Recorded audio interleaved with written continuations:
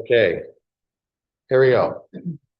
We're in chapter 43, but I'm still on my thing with engineering of the universe as I think about Genesis chapter 1 and this gloss statement at the beginning of it. You know, in the beginning, God created the heavens and the earth, and the amount of engineering. The earth was formless and void, and darkness was over the face of the deep. And the amount of engineering that went into turning it from that, because the earth is formless and void, but what's the rest of the universe? What's true about the rest of the universe We don't know. becomes another thing, right? How were the stars? It says he made the stars. That's a gloss, because we all know how stars exist. They exist in galaxies. I mean, all of this had to happen. And so I'm just thinking about this gloss of in the beginning, God created the heavens and the earth was formless and void. And we've talked about these macro and micro realities, from down to the molecular level. You come up to the cellular level, however you want to think of it, up through to systems in life forms like eyes. You have the Earth's core, all of that engineering that goes into producing the Earth's magnetosphere to be protected from solar radiation. And then you have the sun's heliosphere, which protects against interstellar radiation. All these things that in my view are engineered to produce what the scientists, what the astrophysicists call the pale blue dot. And I'm going to revisit that statement in a minute, in case you're not sure, you don't remember what I'm talking about. I'm talking about this right here.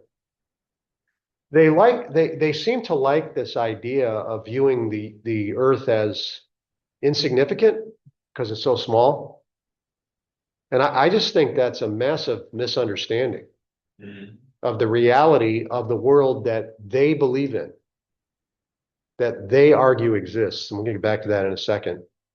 But that's the pale blue dot right there from the other side of, which planet is this right here? Is that Jupiter? Yeah, which almost looks animated. Looks like an animated image, right? Saturn. When you look at it, it looks like it's a painting or a 3D model or something like that. It's just amazing. Saturn is doing the bullet loop, So anyway, there's the pale blue dot. What can we say about this thing?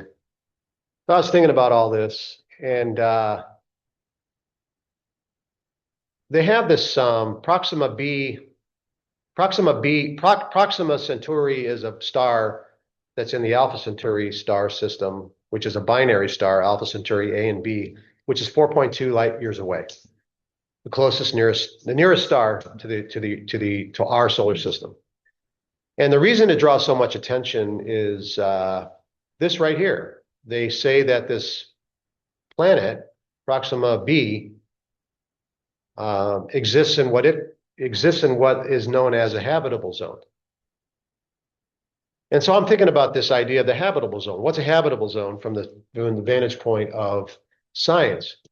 And the answer is the habitable zone is the zone around a star in which liquid water could exist. And so the Earth is in the habitable zone of the sun. And, they speculate that Mars used to be, because it appears to have had running water on the surface. Okay, that's fine. But anyway, so, there's this, they discovered this planet. I don't remember when it was, not that long ago. But you can see the Daily Mail site said it this way. New study claims second Earth, in quotes, just 4 light years away, has oceans. Well, I have no idea for the basis for that, but let's get back to that idea of the second Earth. What is the Earth? I mean, what is the Earth that you're going to say that this planet, by virtue of having water on it, is a second Earth? And I'm thinking about this, and you have these stats on it, whatever, 4 or 5 million miles away from its sun, Proxima Centauri. And it's 1.3 times the mass of the Earth. So they go, oh, it's really close. It's an Earth-sized planet in the habitable zone. Maybe it has oceans. It doesn't. And temperature compatible with the presence of water in its liquid state. What's the point of that? The point of that is, from an evolutionary standpoint, water is the key to life. And so anytime there's the presence of water, so it goes in the scientific world, there's the possibility of life.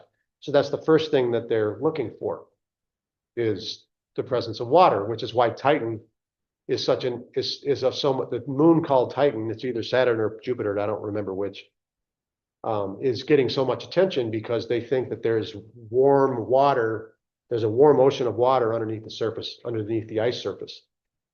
And so that in and of itself draws attention for the evolution of life. And so I'm thinking about this idea of the habitable zone. And I was thinking about temperature.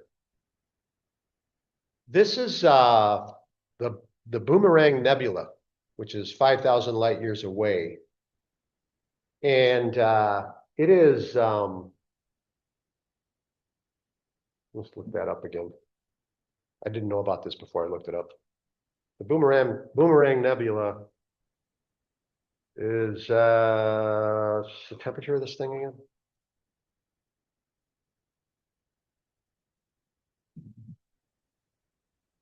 The coldest, it's the coldest known place in the observable universe.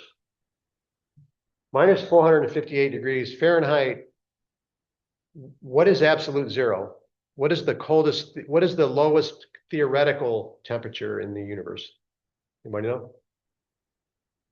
I've heard of absolute zero, but don't ask me anything. 0 degrees Kelvin, which is 459 degrees Fahrenheit, or 273 degrees Celsius. So, well, actually, it's right there in front of you, but. So that's pretty much there. So there's the coldest. Then there's the other side. That's the nebula, 5,000 light years away.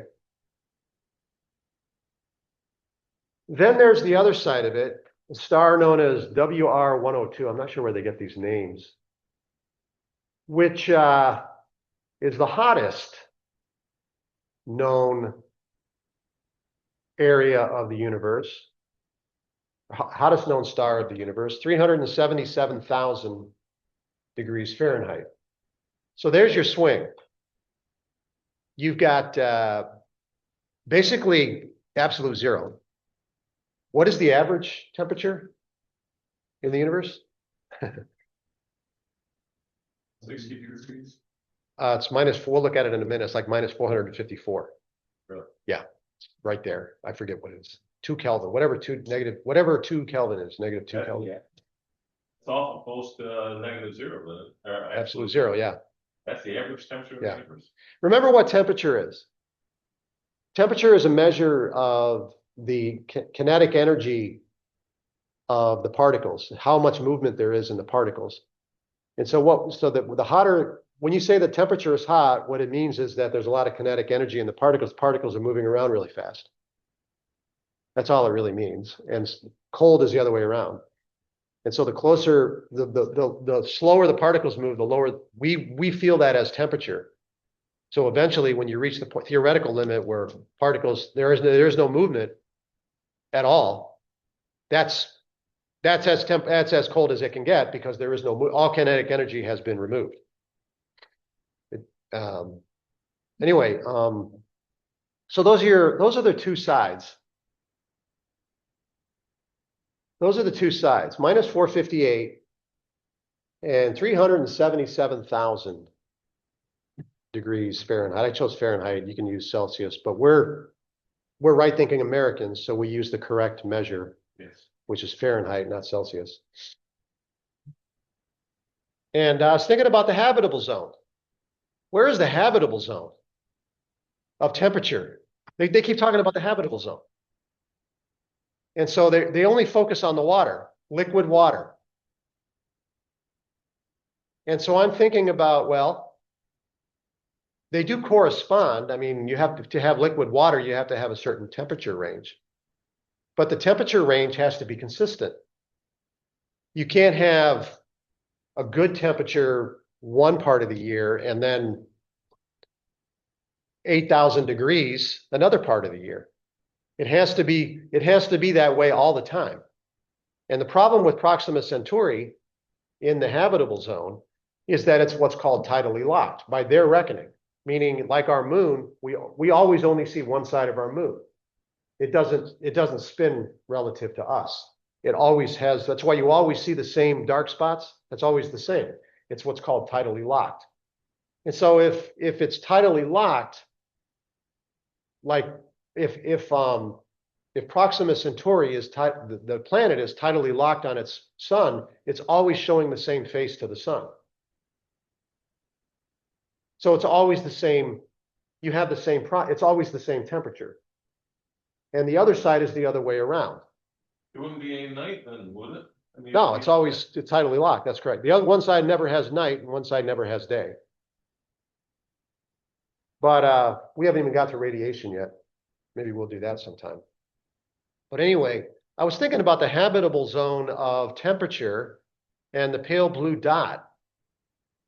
And if you want to talk about habitable zone, that's the average temperature of the Earth.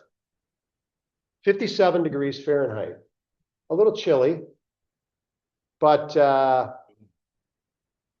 the lowest temperature on this planet, and since it's the only planet that there's any evidence of life, the lowest temperature in which life can exist on this planet, based on very cursory reading, is -4 degrees Fahrenheit or -20 degrees Celsius, which is why sushi grade salmon has to be certified to have stayed at -4 or -20 degrees Celsius through the chain of custody until it gets to your,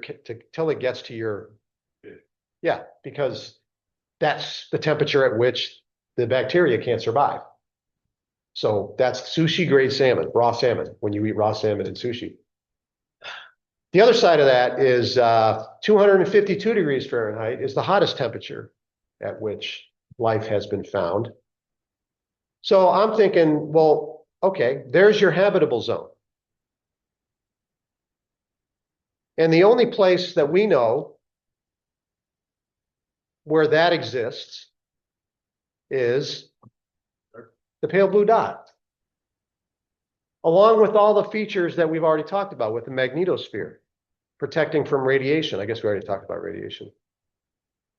And the liquid water. Not only in a habitable zone, you not only need the temperature to be right, you need water to be right in it. in their schema, you need water to be right in it as well. But of course, it's not simply enough, even if I'm an evolutionary context, for water to be 37 degrees Fahrenheit. Even in their schema, that's not optimal for evolution, the chemical evolution of life. -30 or +37 degrees needs to be higher than that, but it can't be too high.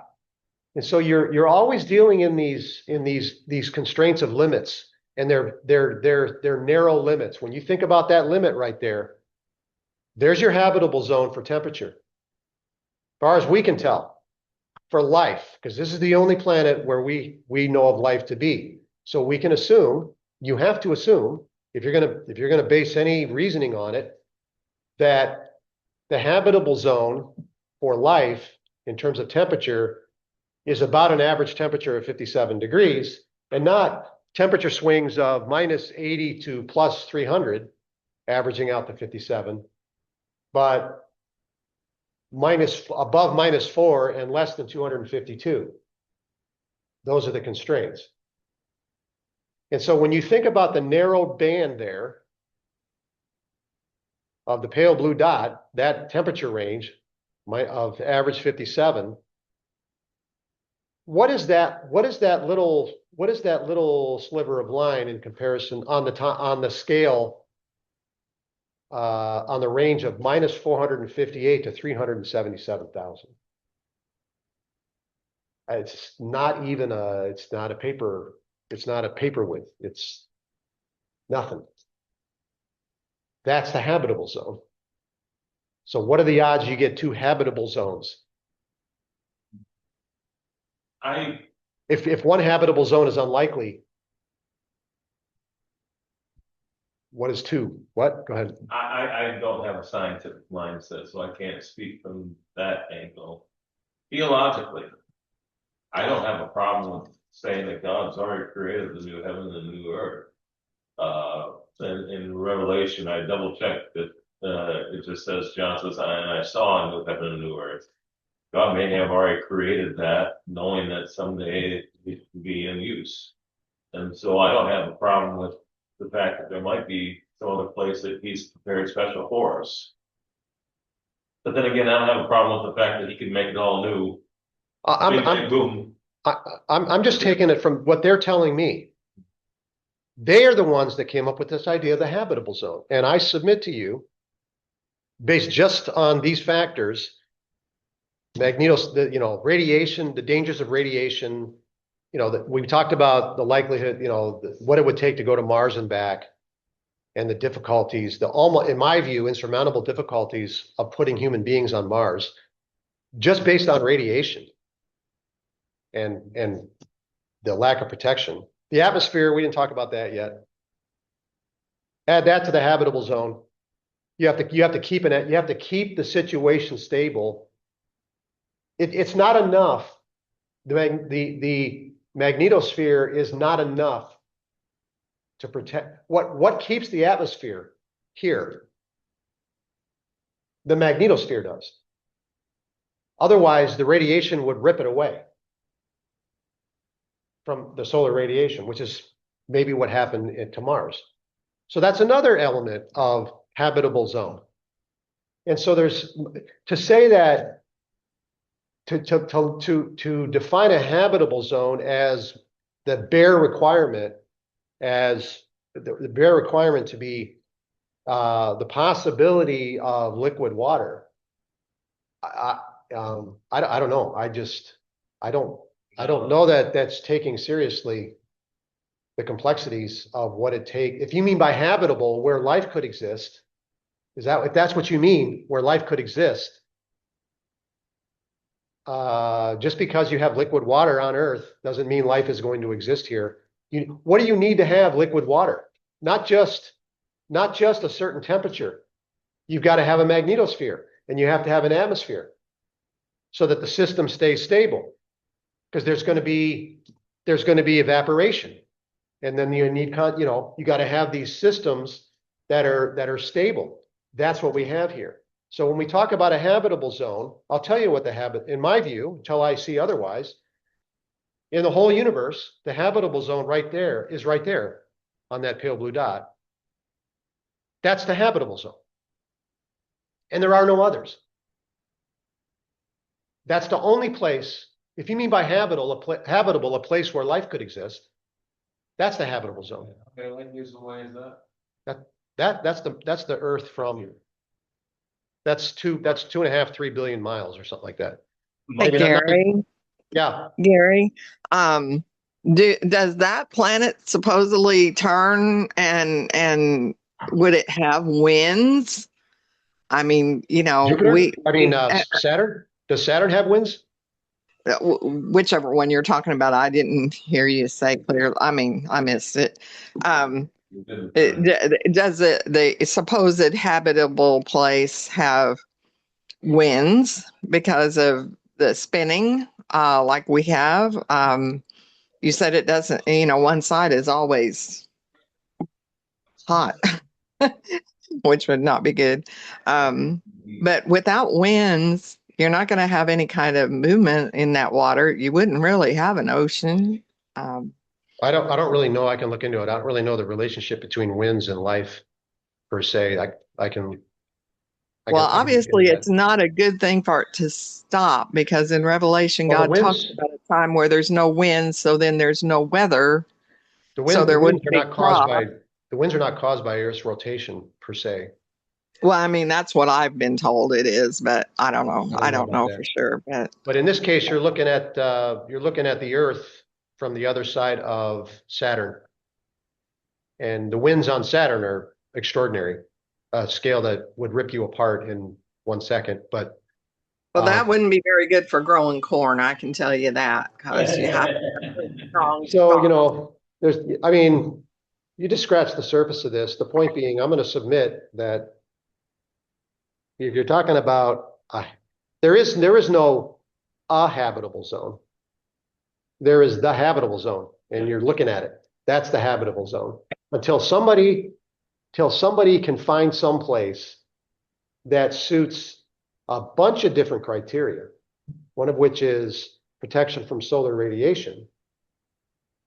You know, a certain level of gravitational, a certain size planet. That's why they got all excited about the fact that it was only 1.3 times the Earth, because you have a gravity within the range.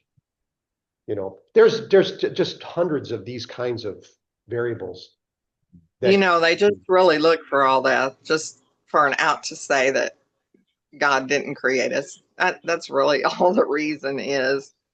I mean, anything to discredit the Bible. That's really what they look for. You know, they don't care about the actual complete facts. I'm sorry, but I mean, that's okay. what I'm. Anyway. My main point here is this statement is the biggest understatement in the history of literature right here. That's the biggest understatement. That's the biggest. I could agree with that for sure. That's the biggest gloss. That's the most profound gloss ever written or ever thought by a human. In this case, it was a divinely inspired human who's, you know, who didn't know the details, didn't care about the details.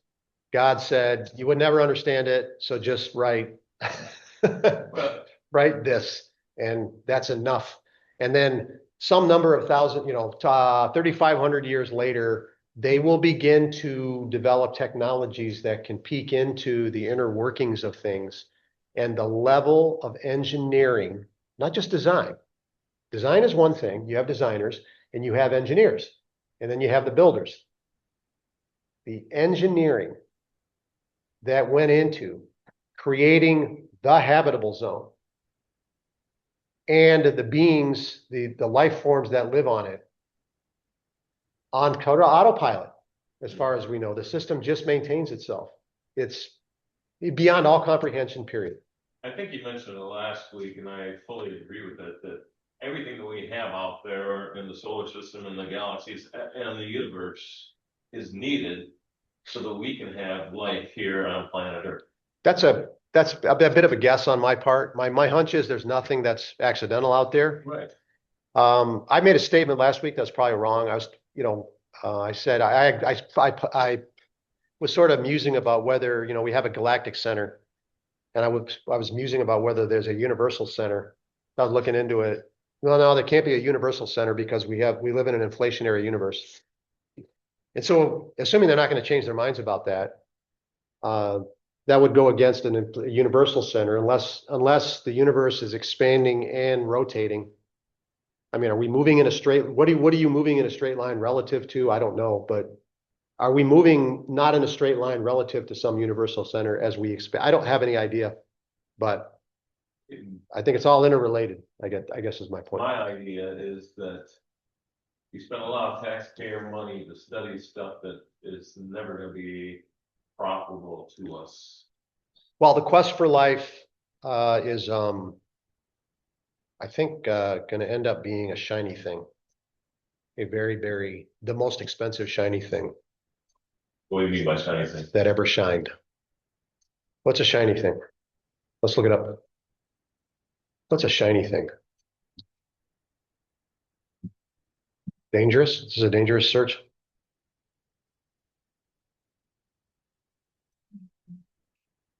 Not going to tell us. A shiny thing is something that attracts your attention. You're trying to keep somebody on a path, and then they keep noticing something that doesn't matter over there. That's kind of so they're looking for life on everywhere around every corner, as if life is almost inevitable. That all you need is these right conditions. Even from their perspective, you can have all of these right. If you had another Earth in another solar system, just like ours, with an atmosphere like ours and a magnetosphere like ours, the whole thing, if everything was exactly the same, that doesn't mean you just, the assumption seems to be that life becomes kind of inevitable, that it's predetermined, that life will evolve there through chemical evolution. We don't even know how life could have chemically evolved here. Yeah. The origin of life is still a mystery.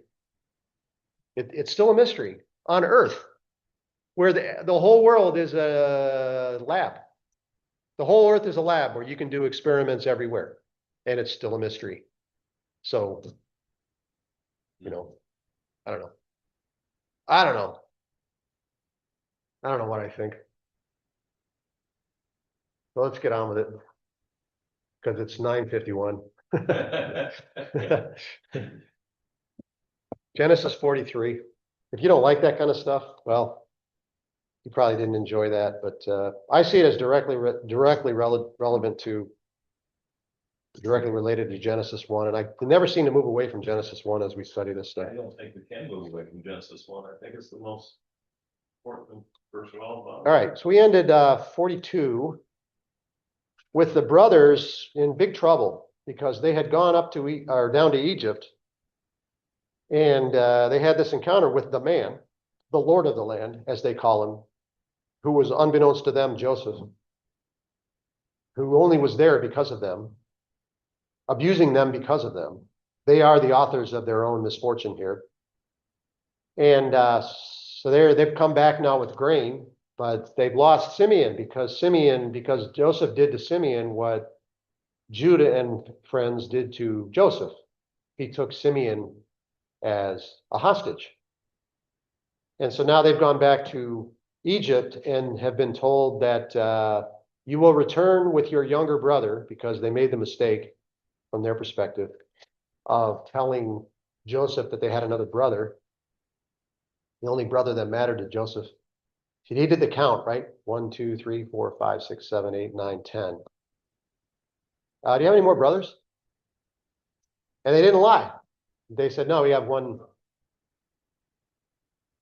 I forget how there's another one back there. Okay, well, you're leaving this one behind. I think you're spies. You're leaving this one behind, which he knew they were, and you're going to bring me that other brother. And so they leave, they go back, and they open up their bundles and they find their money. Now they don't know what to make of it, because they want to take Benjamin back to get Simeon, although I'm not even sure that's stated.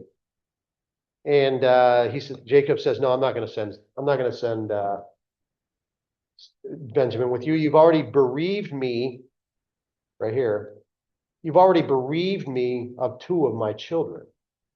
You have bereaved me of 2 of my children, plural. So this man, Jacob, blames them for the loss of Joseph. So there's no way in the world you're getting Benjamin, or so we think. And that's the way that part of the story ends. Well, Joseph knows. It's just a matter of time. The famine's going on for 7 years. We haven't even hardly started yet. It's not even 2 years in. And Joseph knows that, so he knows they're coming back. I don't know whether they were planning on just writing off Simeon, saying, oh well, what's another brother lost? And so now we start up with 43, and they're going to have to go back. This is the way it goes. Now the famine was severe in the land, so you get this reminder that the famine is not only going on, it's getting worse. And when they had eaten the grain that they had brought up from Egypt, their father said to them, go again, buy us a little food. So it appears that they've just kind of written Simeon off. Yeah, I mean, it's in the back of their mind as this keeps going on. They don't know it's going to keep going on, but Joseph does. They don't know about the 7 years. They only know that there's a famine, so they're hoping the famine ends. But Judah said to him, the man solemnly warned us, he's just the man, saying, you shall not see my face unless your brother is with you. If you will send our brother with us, we will go down and buy you food. But if you will not send him, we will not go down. For the man said to us, you shall not see my face unless your brother is with you. Now he switches to the name Israel from Jacob. Israel said, I don't know why. Israel said, why did you treat me so badly as to tell the man that you had another brother? Now they're going to get into this quarrel over who said what. And so this narrative is just slowed way down. Of all the things to be talking about in the history of Israel, this just goes on and on. Because we've already been into this since chapter 39. It's 43. We're in the 5th chapter of the back and forth from Egypt to Canaan, or Canaan to Egypt. And they replied, the man questioned us carefully about ourselves and our kindred, saying, is your father still alive? Do you have another brother? What we told him was an answer to these questions. Could we in any way know that he would say to us, bring your brother down? And Judah said to Israel, his father, now Judah steps up. What is Judah about? We've already seen Judah. Judah was the author of what happened to Joseph. In fact, he wanted to just kill him. Judah had the incident with Tamar, his daughter-in-law. We treated like a prostitute, just seedy every which way. Nothing good about Judah so far. So, just nasty. Said, send the boy with me, and we will arise and go, that we may live and not die, both we and you, and also our little ones. I will be a pledge of his safety. From my hand you shall require him. If I do not bring him back to you and set him before you, let me bear the blame forever. If we had not delayed, we would now have returned twice. So is he serious? He's not to any incident, any indication he's an honest man now. So is he? What's he willing to do? How is he going to pledge? He's going to put his money where his mouth is. There's a difference between what he said and what Reuben said. Reuben said, if I don't return with the boy, then you can kill my sons. Judah took it on himself. Reuben put it on his sons. Judah put it on himself. Yeah. So Judah becomes a spokesman. You see him rise to the front. You have this reference. Maybe this is it. You have this reference to Jacob as Israel. The author goes back to calls him Israel, and then right after he refers to him as Israel, you see Judah rise to the front of the line with the brothers. He becomes the spokesman and sort of the alpha for Israel, for the 12 tribes. Mm-hmm. And remember, this text was written to the 12 tribes at the time that they are, in the wilderness wanderings or whatever. And Benjamin is still just the brother, or your brother. His name is not used. Send the boy. Of the boy. He repeats the statement from Joseph twice.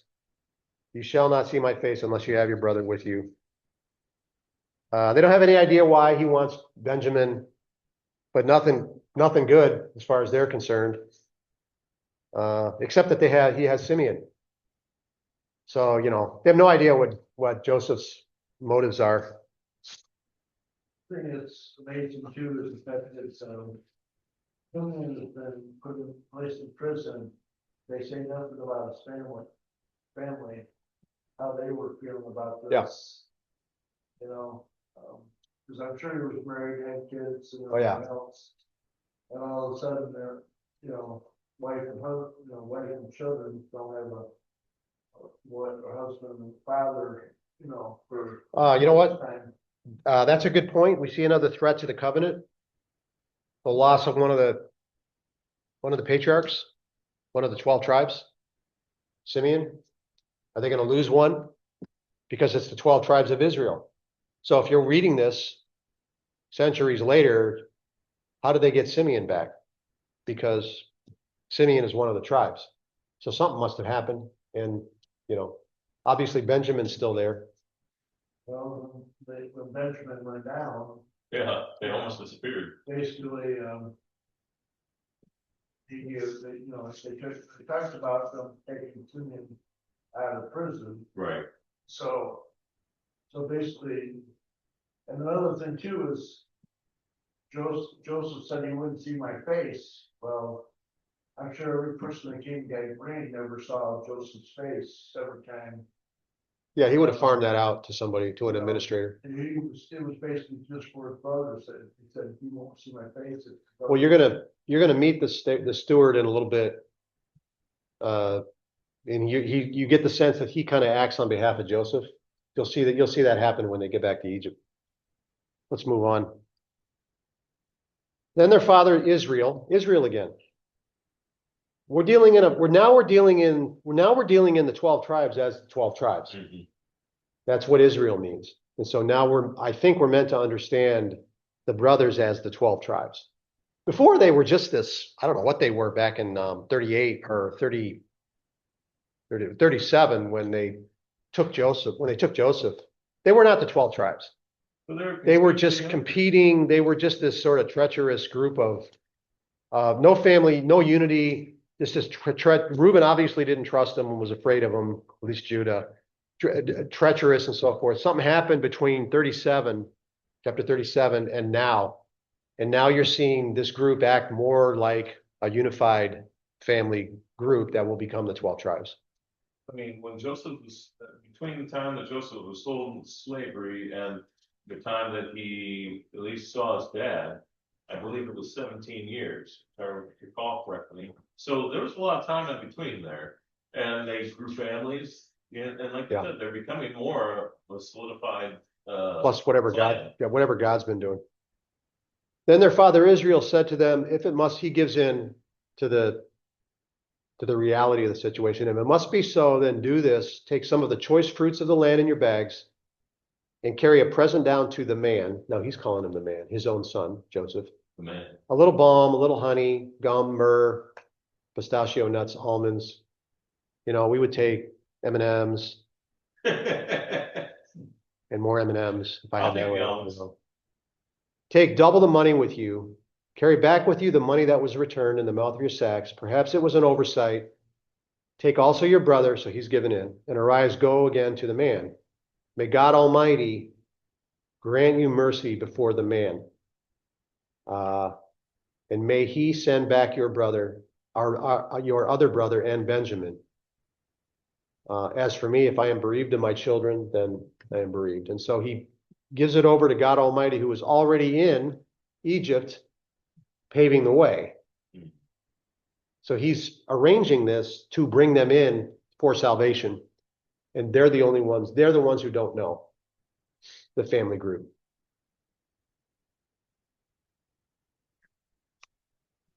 So the men took this present. They took double the money with them and Benjamin, and they arose and went down to Egypt and stood before Joseph. Let's just take a quick look at something here.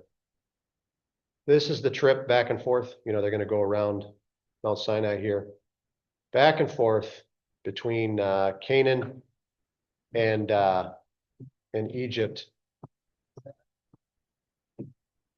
Sorry. Oh, that's your. It sounds like it's coming from various people. We'll talk about the timeline. I mean, the geographic line of movement in Genesis sometimes. I mean, it's a lot of movement in Genesis, but when Joseph saw Benjamin, real quick, he's just there. When Joseph saw Benjamin with them, he said to the steward, here comes the steward of his house, bring the men into the house and slaughter an animal and make ready, for the men are to dine with me at noon.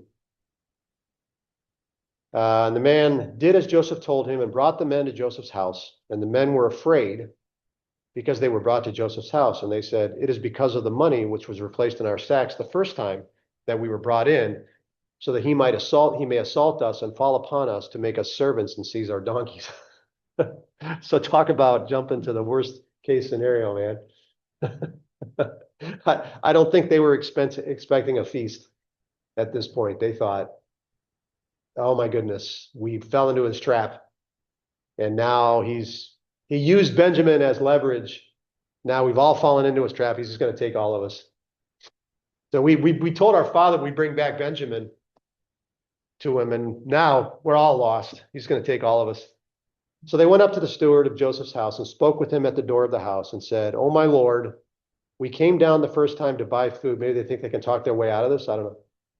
And when we came to the lodging place, we opened our sacks, and there was each man's money in the mouth of his sack, our money in full weight. So we have brought it again with us, and we have brought other money down with us to buy food. We do not know who put our money in our sacks. And he replied, peace be to you, do not be afraid, your God. Now the Egyptian, who acts on behalf of Joseph, is exhorting and encouraging the Hebrews about their God. Your God and the God of your father, says the Egyptian, has put treasure in your sacks for you. I had your money. I received your money. I put the money back. So this man is acting on behalf of Joseph, on Joseph's instructions. Then he brought Simeon out to them, the steward, and when the man who brought the men into Joseph's house had given them water, they'd washed their feet, and when he had given their donkeys fodder, so now he's serving the Hebrews, exactly what an Egyptian doesn't want to do, because they're about to have a feast, and the Egyptians are going to eat by themselves because they will not eat with Hebrews. But here's the steward serving the Hebrews. They prepared the present for Joseph's coming at noon, for they heard that they should eat bread there.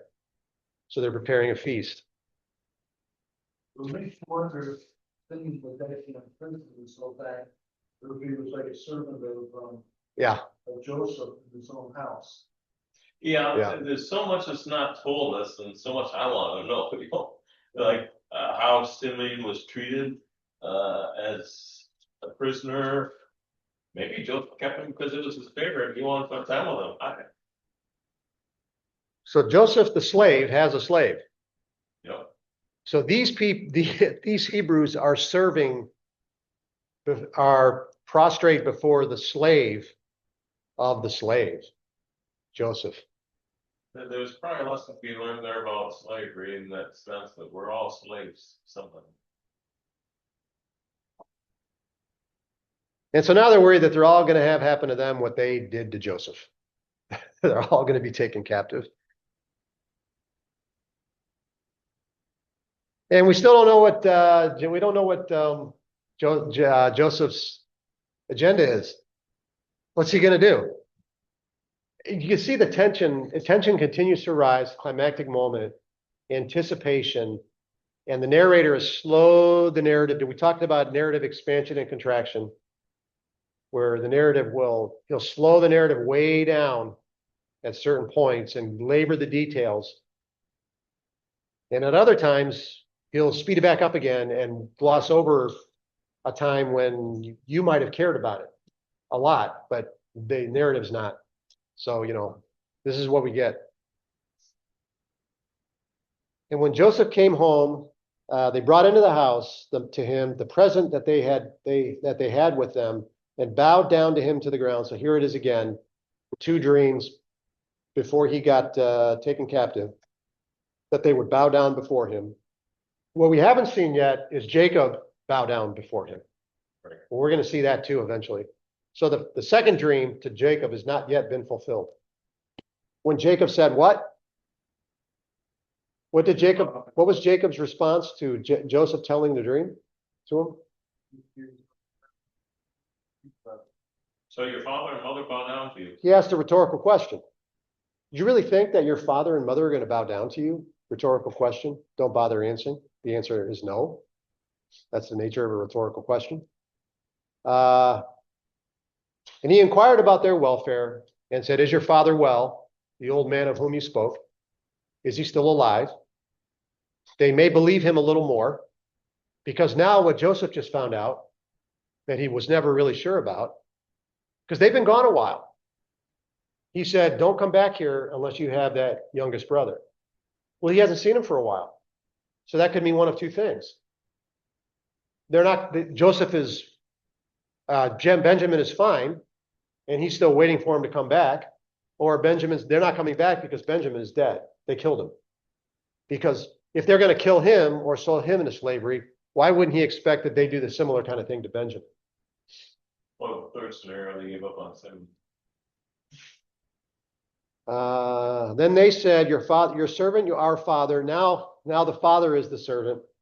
So we see the beginnings of the fulfillment of the dream. You are serving our father as well. He is still alive. And they bowed their heads and prostrated themselves. I don't know how many times the author is going to point that out, that they bowed before him.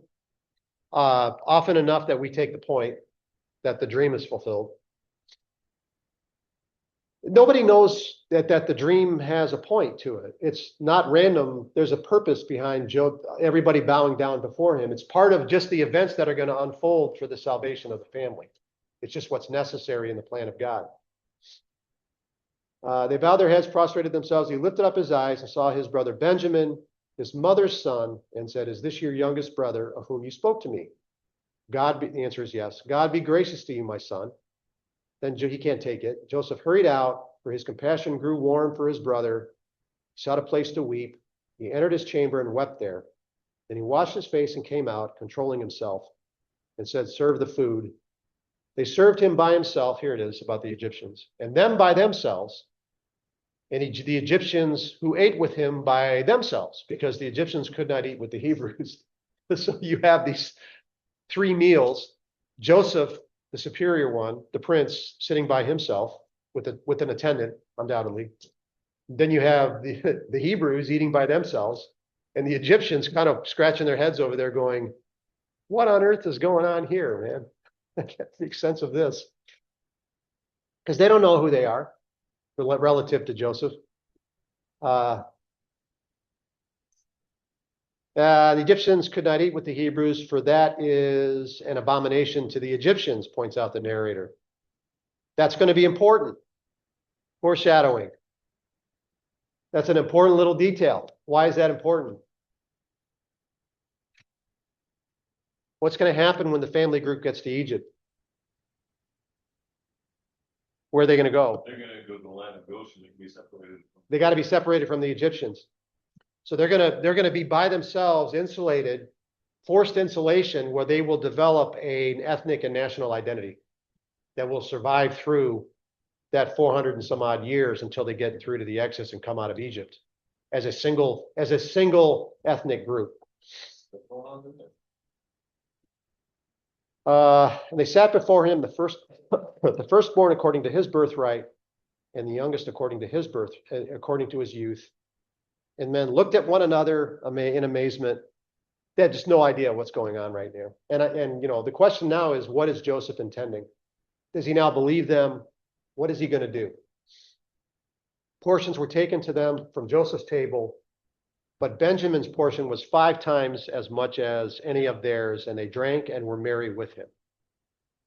And so let's look at now that I'm thinking about it, let's look at the New American Standard. I mean, the King James Version on this. This King James language is just unparalleled.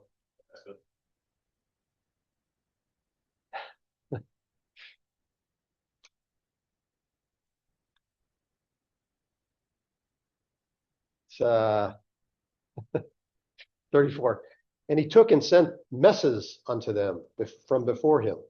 But Benjamin's mess was 5 times so much as any of theirs. And they drank and were merry with them. It's called, and to this day in English, you can see that use of the word mess carries through to the 21st century, because in the military, in the army, when you eat, you go to the mess hall. Don't mess with mess. You go to the mess. They'll just call it the mess. So that is Gary, yeah, it's also part of the South. They talk about eating a mess of greens. Yep. yeah, that's true too, yeah. We said it up here too. And that's also an example of how words can take on new meaning, because it can also be the opposite. What a mess. Yeah. So a mess can mean a really good meal, or a mess can mean exactly the opposite, a mess. They have the idea of abundance. But, you know, in this, perhaps, you know, obviously, Joseph knew that he was going to eventually reveal himself to his brothers. And he knew that he wanted the family to move down to Egypt under his protection. So maybe he was giving this big feast so that they would understand that there was going to be ample supply for them. Who knows? Yeah, I'm not sure if he knows yet what he's going to do, because he's going to make another move. One last move. I gotta know. Where are you people? Was this just you had no choice? Mhm. Is that why you came back here? Are you really any different from what? Because he is probably thinking now, my family's gonna die in Canaan. So I gotta make a choice of whether I'm gonna save them. But I'm only gonna I'm not gonna save them if they're the same brothers that I left. I gotta know. So he's gonna make one more move that's gonna be the definitive move to establish whether anything has really changed. And that's chapter And 44. of course, we're talking about from Joseph's perspective, from God's perspective, he's bringing Judah to the foreground in all this. Yeah, except nobody does it. Judah forces himself to the front. So that's where we'll pick it up. I have some more to say at the end here about 43. 44 to me is it's not the climax of the book. The climax of the book is the trip, I think, the trip to Egypt. But 44 is hard to beat in the narrative of Genesis. It is really the high point. And Judah's the author of it. And Joseph is so overwhelmed by what Judah does, he just breaks down and cries right in front of him. It's gotta be one of the greatest dramatic It stories is. of all time. You would not need to change a thing and just make a movie out of it Yep. or a miniseries. Okay, we'll go ahead and stop there. All that talk about space, and we still went through. I'll talk about 43. got me hungry. Thanks for joining, everybody. Thanks, Gary. Thank you. See Thank you you, guys. Gary.